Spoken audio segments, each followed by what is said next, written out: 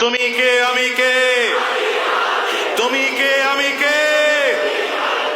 আমার ভাই উসমান হাদি শহীদ হয়েছে, আমরা দেখতে পেয়েছি। সুতরাং আমরাও দেশ রক্ষার জন্য, ইসলাম রক্ষার জন্য, কোরআন রক্ষার জন্য প্রত্যেকে একজন একজন করে হাদি হতে চাই, হাদি হতে চাই, হাদি হতে চাই। হাত তুলে বলো ঠিক কিনা। আমরা হাদি হতে চাই না? বলেন না আমরা হাদি হতে চাই না। জোরে বলেন। আমরা তো সাহাবীদেরকে শহীদ হতে দেখি নাই, তাবেঈনদেরকে শহীদ হতে দেখি নাই, ইসলামের জন্য তারা জীবন কেমনে বিলীন করে দিয়েছেন দেখি নাই। কিন্তু আমরা এই যুগে এসে দেশের জন্য, মানবতার জন্য, কোরআনের জন্য, ইসলাম রক্ষার জন্য আধিপত্যবাদের বিরুদ্ধে বলে আঘাত খেয়ে আমার ভাই উসমান হাদি শহীদ হয়েছে, আমরা দেখতে পেয়েছি।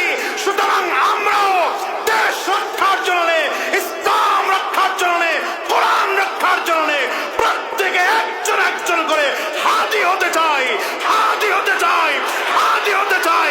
হাত তুলে বলো ঠিক কিনা। তুমি কে আমি কে, জোরে হয় না। তুমি কে আমি কে, তুমি কে আমি কে। আমি সেদিনকে আমার বিবিকে বলেছি যে উসমান হাদির বিবির দিকে তাকাও। যেই মেয়েটা যার স্বামী হয়েছে এক সপ্তাহের মধ্যে তাকে কোনো ক্যামেরার সামনে দেখা যায়নি, বরঞ্চ লাশ দেখতে যখন হসপিটালে এসেছে আগেই বলে দিয়েছে যেন আমার থেকে ক্যামেরা দূরে সরিয়ে রাখা হয়।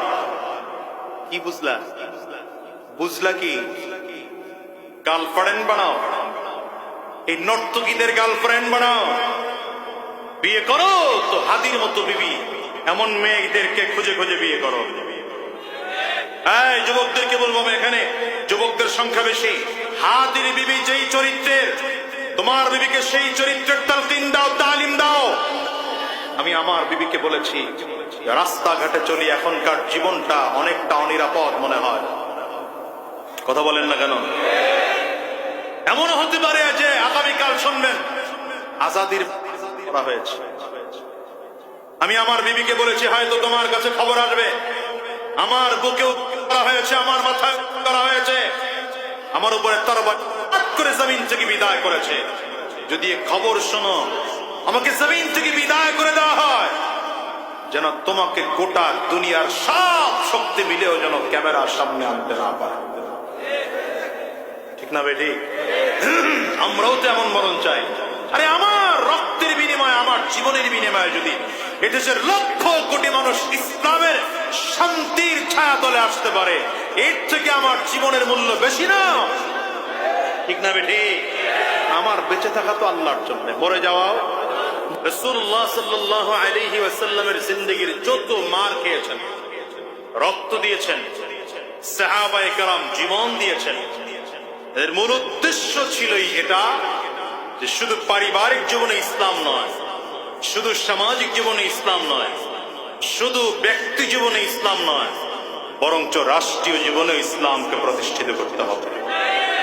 যদি রক্তের দরকার হয়, কথা বলেন, যদি রক্তের দরকার হয়, যদি ঘাম ঝরাতে হয়, যদি রাজপথে নামতে হয়, যদি আন্দোলন করতে হয়, যদি না খেয়ে থাকতে হয়, কথা বলেন, জোরে বলেন, জোরে বলেন, যদি স্লোগান দিতে হয়, যদি যুদ্ধের ময়দানে যেতে হয়, যদি জীবনটাও দিতে হয়, তৈয়ার কারা কারা? দুই হাত উঁচু করে দেখাও। স্লোগান পরে, স্লোগান পরে, সময় কম, যে কথাটুকু বোঝাতে চাই শেষ করি। রাষ্ট্রীয় জীবনে ইসলাম কায়েম করতে গেলে আপনার সামনে পাহাড় সমপরিমাণ বাধা এসে সামনে দাঁড়াবে। আপনি সারা জীবন সাজদায় পড়ে থাকেন, কেউ আপনার বিরোধিতা করবে না। আপনার পরিবারকে সারা জীবন পর্দা রেখে ঘরের মধ্যে ঢুকায় রাখেন, কেউ আপনাকে বাধা দিতে আসবে না। যখনই বলবেন সমাজে ইসলাম লাগবে, যখনই বলবেন রাষ্ট্রে ইসলাম লাগবে, আপনার শত্রু তৈরি হয়ে যাবে। জোরে বলেন না ঠিক না বেটি? বাংলাদেশে পীর তো শুধু চরমনের পীর না, পীর অনেক আছে না? হাক্কানি পীরদের কথা বলছি, ভণ্ডদের কথা তো প্রথম চারটারই বাদ।